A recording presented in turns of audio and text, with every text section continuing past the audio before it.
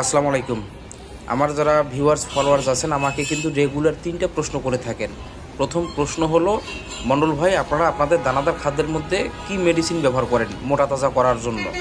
দ্বিতীয় প্রশ্ন হলো, মণ্ডল ভাই আপনারা দানাদার খাদ্যটা শুকনা খাওয়ান নাকি পানির সঙ্গে খাওয়ান? পানির সঙ্গে খাওয়ালে কতটুকু পরিমাণ কি পরিমাণ পানি দিয়ে থাকেন? ঠিক আছে। 3 নম্বর প্রশ্ন হলো, লাইভ ওয়েট অনুসারে কতটুকু খাদ্য দিতে হবে ফ্যাটেনিংয়ের জন্য? যেহেতু সামনে কুরবানি, আমরা কুরবানি যদি টার্গেট করে থাকি, রমজান বের হয়ে গেলেই কিন্তু কুরবানির সময় পাবো মাত্র 50 দিন, কারণ 50 দিনের মধ্যে কিন্তু ঈদের হাট শুরু হয়ে যাবে, তাই না? আচ্ছা, এখন প্রথম প্রশ্নের উত্তরটা দিয়ে যাই। আমরা যে দানাদার খাদ্যটা তৈরি করি, এই খাদ্যের মধ্যে কিন্তু আমরা 10 প্রকার মেডিসিন ব্যবহার করি। এর মধ্যে 6টা হলো ইন্ডিয়ান মেডিসিন, 4টা হলো বাংলাদেশি মেডিসিন। 6টা ইন্ডিয়ান মেডিসিন কী কী শোনেন: lysine, methionine, toxin binder, enzyme, premix এবং কলিন ক্লোরাইড। এই 6টা হলো ইন্ডিয়ান মেডিসিন। এবং 4টা বাংলাদেশি মেডিসিন হলো ডিসিপি, ডিবিভেট, রুমেনি এবং প্রোটিন। প্রথম প্রশ্নের উত্তর কিন্তু আপনারা পেয়ে গেলেন। দ্বিতীয় প্রশ্ন হলো, আমরা খাবারটা শুকনা খাওয়াই নাকি পানির সঙ্গে খাওয়াই? কতটুকু পানির সঙ্গে খাওয়াই? আমরা কিন্তু রেগুলারে ভাই আমাদের যে মেডিসিনযুক্ত দানাদার খাদ্যটা এটা পানির সঙ্গে দিয়ে থাকি। এখন আমরা কতটুকু পানি দেই? আমরা একটা গরুকে ম্যাক্সিমাম 7 থেকে 10 লিটার পানির মধ্যে আমরা যে দানাদার খাদ্যটা তৈরি করি এটা দিয়ে থাকি।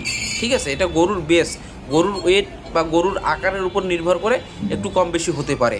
ঠিক আছে, দ্বিতীয় প্রশ্নের উত্তর কিন্তু আপনারা পেয়ে গেলেন।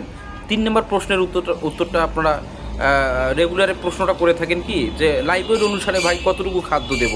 তো লাইভ ওয়েট অনুসারে আমাদের 100 কেজি লাইভ ওয়েটের জন্য 1 কেজি দানাদার খাদ্য যথেষ্ট। আপনারা অনেকে প্রশ্ন করেন যে মণ্ডল ভাই 1 কেজি খাবার দিলে কি হবে? কেন হবে না? শোনেন, দেখেন, একটা মানুষ যখন আপেল, আঙ্গুর, মালটা, কমলালেবু এগুলো খায়, এগুলো কি ভাই পেট ভরে খাইতে হয়? হয় না। কেন হয় না?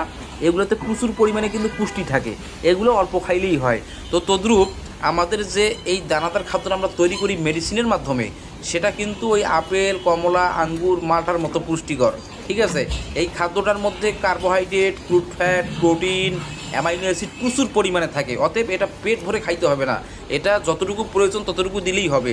অতএব লাইভ ওয়েট 200 কেজি হলে 2 কেজি খাদ্য দিতে হবে, সকালে 1 কেজি, বিকেলে 1 কেজি। কথা ক্লিয়ার ভাই? সর্বশেষ আর একটা বিষয় হলো, গরুর রুচি ঠিক রাখতে হবে। গরুর রুচি যদি ঠিক থাকে তাহলে দুনিয়ার সব কিছুই কিন্তু ঠিক ভাই। ঠিক আছে, গরুর রুচি ঠিক রাখার কিছু উপায় রয়েছে।